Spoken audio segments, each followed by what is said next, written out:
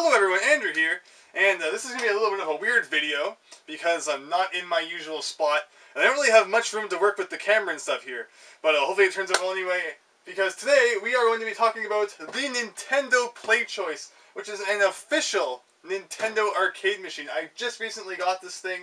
It is so cool, so I definitely had to make a video about it and show people just what it's like. A lot of people probably haven't even heard of this thing. I mean, really, an official Nintendo arcade machine that plays NES games, and it's a bit different than you might think. You can't just put any NES cartridge in, unfortunately, but we'll go over all of that. I have placed this beside my Rampage arcade machine, so if you watch part 4 of my room tour, you will kind of see that I had all 4 of my arcade machines lined up, and then at the end there was kind of just this random white table that had a Commodore monitor on top of it. Well, I placed this on top of that random white table. I mean, it's like it was like destiny that this table was here so that someday this thing could go on top of it. This thing is really cool. It is from like the late 80s, early 90s. And yeah, I'm just pretty much going to go over a whole bunch of the different features. I am in a rolly chair right here. It's really the only way I could get myself inside the screen. Because, like I said, I can't move the camera back anymore, so it's not like I could have stood up, or else you wouldn't be able to see me at all. So I'm going to do my best to go over all the different features about this. I'll probably do some cuts so I can kind of show some close-up shots. And in the end, I hope to play a few games on it and show you just what it is like to play a game on the Nintendo PlayChoice. So this thing right here, it's really cool. As you can see, you have all of your controls. You have a really cool kind of control stick here. It's not your typical control stick with like the big ball thing on top. That's just this kind of little stick, although I find it's really good.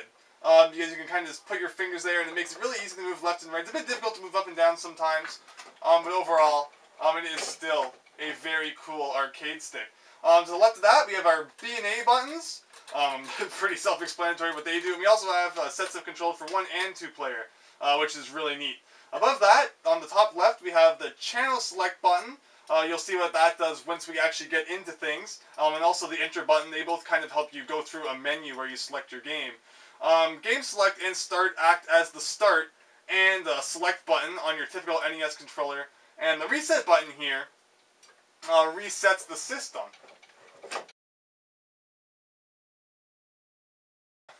So the front here also unlocks, as you can see. And if we open that up, we kind of have to hold this thing right here so this doesn't go flying. We can bring this down a bit, and there's a whole bunch of cool stuff you can see. Kind of the inner workings of it. As you can see here, I kind of have the bottoms of the controls. So you can kind of see like the bottoms of the A and B buttons there. Very interesting kind of thing for the control stick there. You have your speakers, a whole bunch of wires and stuff. In here, you can actually change the games that are built into your into the system. We will get to the games and how exactly that works in just a minute. But inside of here, there are 10 kind of boards, because like I said, unfortunately you can't just put any NES game in and it will work. There's special made boards that you can put into a PlayChoice machine. And if you open this, you can actually change the ones that are inside of it, although I actually haven't gotten to that yet because it's really kind of tight in there. So it's something I haven't really messed around with yet, although there are 10 games in there, which is the max it can hold. So you'll definitely have a chance to see those once I turn the machine on. They are all typical NES games, so there's nothing too special, but it is really cool being able to play it on this arcade machine, and you'll see why it's so cool once I get it to work. And also over to the right a bit here, you will see that there is actually a counter which counts every single quarter that has ever been put into this machine. As you can see, it's been up to 13,690, which is really cool. It's just kind of neat to see just how many people have played this machine. I've pumped probably almost 100 in there myself so far.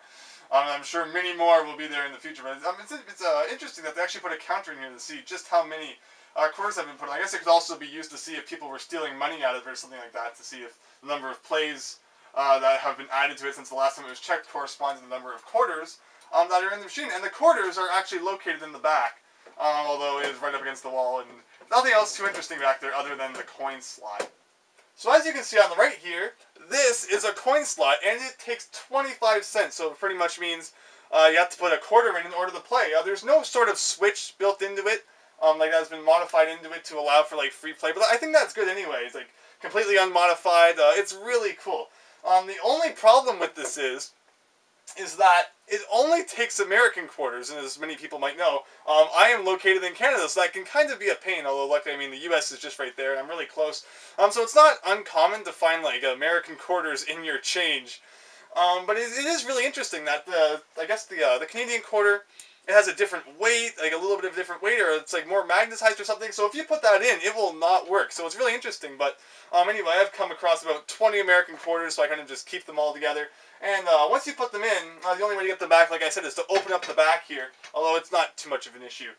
But yeah, so it only takes American quarters. That was something I found really interesting. So next time I go to the U.S., I'm definitely like creating a stash of every single American quarter that I see. But anyway, enough about talking about the controls and the quarters and what the inside does. I'm sure everyone wants to see just how this thing actually works and how the games on it and things like that look. So I'm probably going to rearrange the camera, turn off some lights, and hope they get a pretty good view of the screen. So I hope that ends up turning out well in the video, and after I edit that, we will be right back.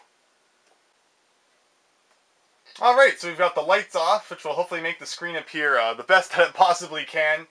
And let's do what everyone has probably been waiting for the whole time. Let's actually turn this thing on, and let's see how it works. So, probably turn the flash off eventually. But as you can see up there, you have some numbers, and those actually indicate how much longer you have to play the game. Because the way it works is that every time you put a quarter in, it's not like a typical like arcade machine where 1 quarter will mean that you can play until you lose all of your lives, or you can play until you get game over.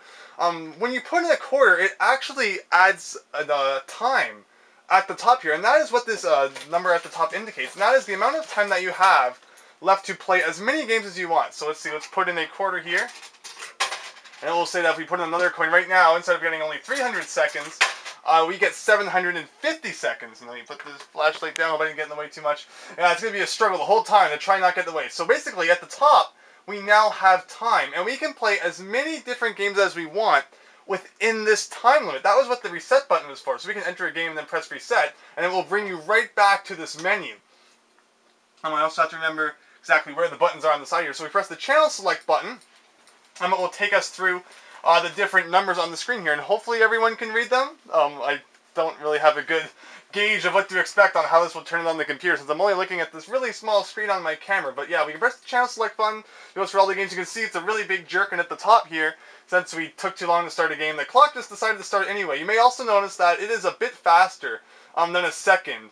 7.5 real seconds are equal to 10 of these seconds. So yeah, it's kind of cheap. You think like, oh, 300 seconds, I have 5 minutes, although it's actually a bit less than that. There may be a switch somewhere that changed that, I'm not 100% sure. So anyway, yeah, you can go into as many of these games and reset as many times as you want, as long as you have enough time. So that's a really interesting concept, that it's not like credits equal lives, it's that each coin you put in the coin, that's how much longer you can play the game for, which is really cool. So let's just go through a whole bunch of the games and just see just how they compare to their NES version. So, Double Dragon. Really good sound. Not sure how that will turn out on the camera. Also, the picture is really good, I should note. Because, what's it called? This screen is like made for NES games, so it looks really, really nice. So, hopefully it's not too loud and everyone can still hear my voice. Which one is the select button? I forgot. So basically, we press select. You can play 1-player mode. You can even play 2-player versus mode, which is really cool. That would obviously be what the second set of controls would be good for, but we can just play 1-player mode here. I remember in the movie The Wizard, I always thought it was so bizarre that in one of the scenes they were playing an NES version of Double Dragon on this, like, in an arcade machine. I was like, how? Like, come on, that's so silly. Like, why wouldn't they just do something else? But I guess this goes to prove that there was arcade machines that had the NES version of Double Dragon in it. Because I think I mentioned it earlier, but there is the tabletop version, which is this one, and there's also a real arcade machine size cabinet as well. Like a full-size one, such as like my Neo Geo multi-slot and stuff like that. But yeah, so this is what you can expect from the Nintendo PlayChoice. It's really cool. So it's pretty much just like the NES game now, except you have the arcade controls, which are really nice. Gotta get that there. This is always good for destroying everyone. We're not going to spend too much time on each game, because we're going to press the reset button, and that will bring us right back to this, as I was saying. And of course, it tells you on the side there if it's multiplayer or not. Let's go to the next game, an RC Pro-Am. Hopefully the volume is not too loud and people are still able to hear me. Who doesn't love RC Pro-Am? Let's see. Let's get into the game here. Oh! This is something I forgot to mention for the last game, actually. I just opened this menu as I pressed the wrong button. If you press the enter button, not the start button, but the enter button that we used on like the main menu screen back there, it will bring you to kind of like an in-game instruction manual, which is really cool. And we can kind of scroll through the pages there, and it gives you hints and tips on how the game works, which is really neat. And every single game has one of these. I have to press enter for 2 seconds to get out of that. And what kind of glitch there for half a second, but it's okay. So let's press the start button there. And let's go! And pressing the wrong button. I was holding A, although of course back in these days it was B you had to hold to drive. Who doesn't love RC Pro-Am? This game is awesome. And I mean, it just feels so cool playing this on like an arcade machine. And the fact that there's even a second set of controls there for a 2-player person is really, really cool. Kind of destroying everyone here. Actually, I'm not really destroying everyone. They're catching up. No! No! And for some reason, the race is only 2 laps. Reset and go on to the next game, which is Double Dribble. Made by Konami, so we can do 1 player or we can do versus. And look at that awesome cutscene. 1 player. And yeah, I'm not going to play the whole game, so I don't really care about all these options.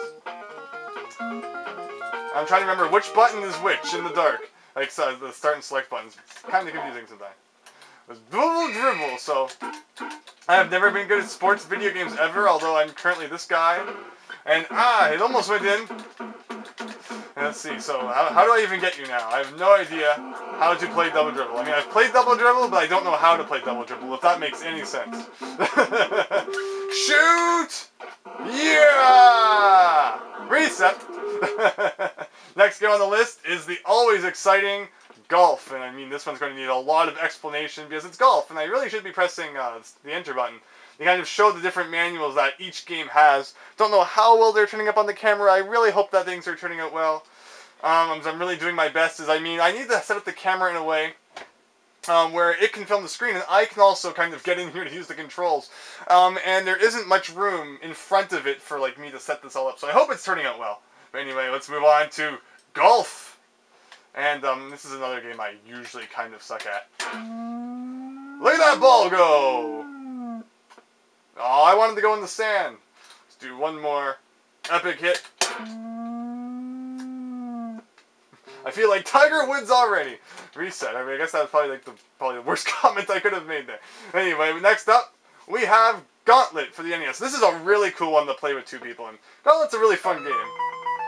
It's also really loud, so I hope that everyone can still hear my voice. Let me see. Let's press start here.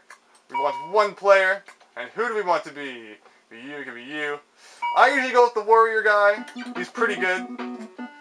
So yeah, Gauntlet. It's actually really. That's like a whole element, like a whole new element of like awesomeness to it. Playing it on like an arcade machine. I mean, playing it on the NES is still fun, but playing on the arcade machine is really cool. And I really like Gauntlet, so I was actually really happy to see this be in there. But as I said, you can get different games for the PlayChoice, and you can actually change them if you open up that thing in there. I've looked on. They're actually. Like, they're definitely not easy to find in real life, but you can find them on eBay. Not that I'm saying I'm going to go on eBay and buy the whole time. They usually range from about $60 and maybe a bit lower and maybe a bit higher. So it's not too bad of a range. So if I ever want to get into that, I could always try and change the games. But anyway, it's Gauntlet, and it's a lot of fun, but we have to check other games. And man, I only have 50 seconds left. Let's see, can we beat a level of Excite Bike in 45? That's not really seconds. But let me see. We press selection A to track number 4. Let's see if we can come in 3rd. Okay. Alright, then go. We need to beat this level in 15 time units. Go, go, go, go, go, go, go, go, go, go, go. Oh darn, I'm overheating almost. Ouch! Oh, we don't have time for wiping out. Go, go, go, go, go, go, go, go, go, go, go. Aww. But luckily, it's nice. So, I mean, if your time runs out, it's not like you have to go back to the menu. You have, what's it called? You have until this, at the bottom, runs out to put more quarters in. You can put in a little bit more time. And it is interesting, this will go up to 1900 seconds, I believe it is. So now an 11th option has appeared, which lets us to continue our game. And yeah, there we go. We are back in the Excite Bike zone. And we're almost overheating, which typically always happens to me when I play Excite Bike. And yeah, Excite Bike is one of those games which is pretty fun. And it's actually another game that's a lot of fun to play it on, like, in our actual arcade machines. It's a lot more fun than just kind of sitting on a couch and playing it on your NES. I mean, that's still fun too, but it's a lot of fun playing it like this. So you go around all the dirt. I mean, you think someone could have cleaned up the track before the race started. Man, almost overheating again. Go up here. Man, how do you even make a track that looks like that? The dirt somehow magically suspends above the air. And let's see if we can go on that to kind of lower our temperature. I remember for the longest time when I was a kid, I never realized you could hold B to go faster. So I wondered how the heck you were actually supposed to be able to beat the records without using the turbo. Yeah, kind of silly. Anyway, come on. We're almost there. Let's use turbo to get to the end. We have 10 more seconds to come in third. Yo, man, go. No! I was almost at that arrow, which lowers your heat. Darn it.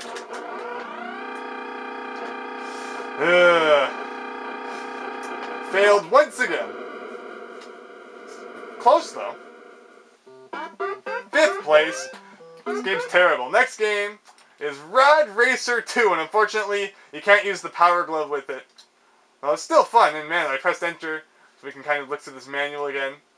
And yeah, that is how you play the Rad Racer. So this is actually not an easy game. Rad Racer is actually quite difficult, and definitely when you're still kind of getting used to this controller, it can be hard at times to like go around the corners right and get to the checkpoints in the time that you need to get to them within. Let's see, I still hope that all of this is showing up nicely on the camera. It would suck if it didn't. And that time is still counting down at the top, so you can kind of compare the seconds at the bottom to the seconds at the top and see just how much of a difference there is. Well, let's see if we can beat the first level in Rad Racer. Man, I want to be like Lucas and use the Power Glove, but unfortunately, yeah, that is the thing to note. You cannot like plug in your own controllers or anything. So if the buttons or anything ever break on like the actual machine, you're kind of toast. Although the parts may be replaceable. The buttons are just your typical arcade machine buttons. Although the control sticks, I don't know how exactly I would go about replacing that part. It looks like almost like a custom Nintendo thing, although I'm not 100% sure about that. Might have been used in other arcade machines too. Man, we have 5 seconds to make it to that checkpoint. We're kind of going through the dirt, which is not so great. And there we go, checkpoint time. Man, these guys are being a really massive pain. If I can just get around them. There we go. Let's keep going. Listen to those sound effects. I like how there was like no music. It's just like hum it yourself or whatever it said at the beginning there. Production quality at its finest.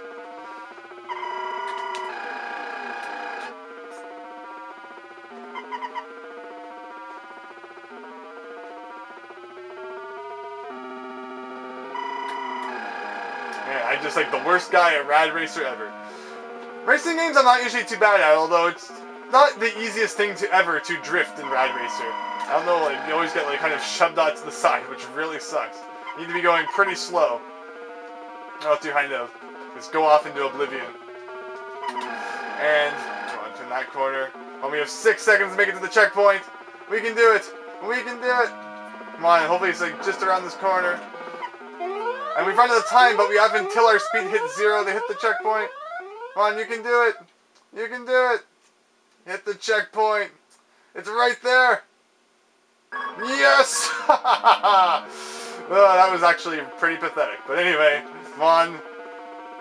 All hope is not lost. We can make it to the end in 30 seconds. As you can see, it shows how close we are to the goal. Right above the time down there. And we have like one more kind of segment to go. Come on, we can do it, we can do it, we can do it! So close, 19 seconds.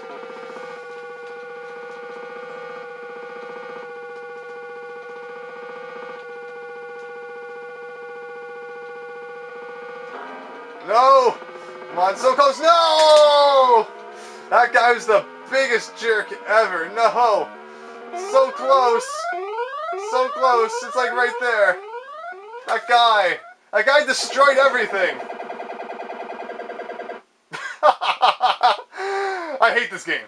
Reset. Next up, tennis. Another NES game I absolutely suck at. Oh man, I keep pressing enter to try and start the game. Man, level 1, I don't think I can handle any more than that, to be honest. Oh man, look at this go. Look at me go. Oh, darn it.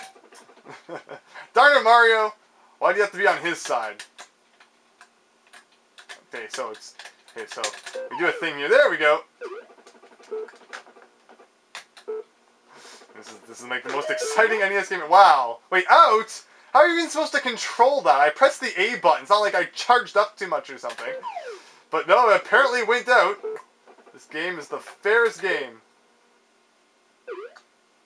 Oh, you suck. As well as this game. Next up is... It's not tennis. I accidentally pressed start. Super Mario Brothers. Definitely the worst game built into this machine. I guess it's not really built in since you can change it. If we press enter here, we get the instruction guide, and I really like the kind of graphics. It shows how it goes from small Mario to big Mario, the Fire Mario, and you have 1-ups up there. Really cool stuff. And overall, like I said, the screen is like made perfectly for NES games, so the graphics look absolutely incredible. But enough talking, let's get to what is definitely the greatest game on this machine. The original Super Mario Bros. Let's not die from the first Goomba, even though I am doing a video and I'm slightly distracted. It's no excuse. I like to do what I call the Super Mario Bros. PlayChoice Challenge. And that is where I will put in 1/4 per world. So I'll put in 1/4 and then I have to beat the first world in 300 of these time units. And then as soon as I rescue Peach at the end of at the end of a world, I'll put in another 1/4, so that basically adds another 300 time units onto whatever it is that I currently have left. And I've actually beat the game like that. It is a lot of fun doing that. Just kind of something crazy I created, which is only possible on the PlayChoice unless you get like a stopwatch or something like that, and kind of set it up yourself. And man, I am just not doing well at all. I'm too busy trying to explain things rather than concentrate. I'm going with that.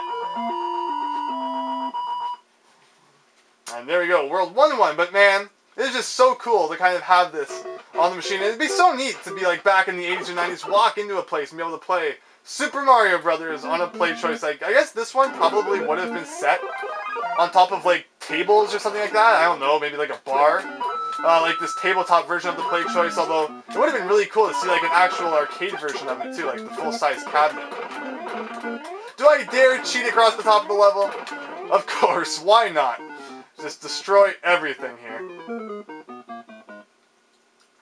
Let's jump over here.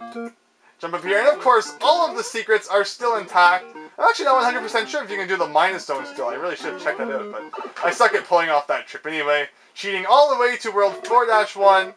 Although I think next thing we're going to do is we're going to try out the last game on here, which is Ninja Gaiden 2. 1990. It's amazing just some of the games that there are for you. Like there's Mario 3, which would be really cool. I think there's even like Mega Man games, which would be absolutely awesome. Ninja Gaiden 2.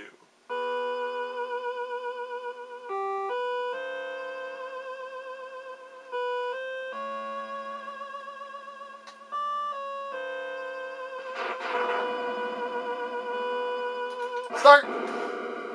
The Dark Sword of Chaos. Act 1. But yeah, I mean, it's just so cool to actually be like able to play. Like, there's one thing to like use the NES Advantage. I'll admit I've never really been a fan of the NES Advantage controller, but like these authentic arcade controls are really cool. I really like this setup, and I mean, it's just so neat to be able to play all of these games. I mean, this screen, the video definitely will not do it justice. Man, that was terrible. But it looks really, really nice on the PlayChoice screen, I have to admit. There were also the Sharp kind of NES display televisions, and it has a similar screen to that, where it looks really, really crisp and awesome.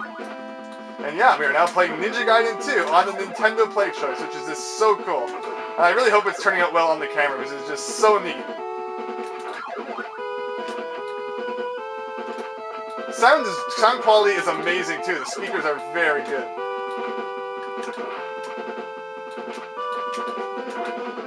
Aww.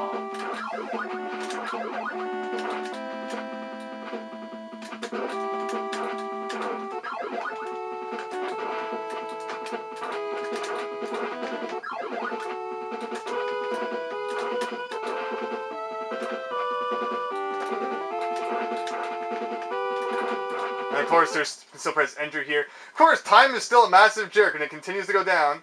But it is cool to kind of get that in-game instruction manual. So you need to be able to read that. I'm sure that all of those are probably documented somewhere, too. If you're interested in reading what more of them are like. Darn it. Darn it!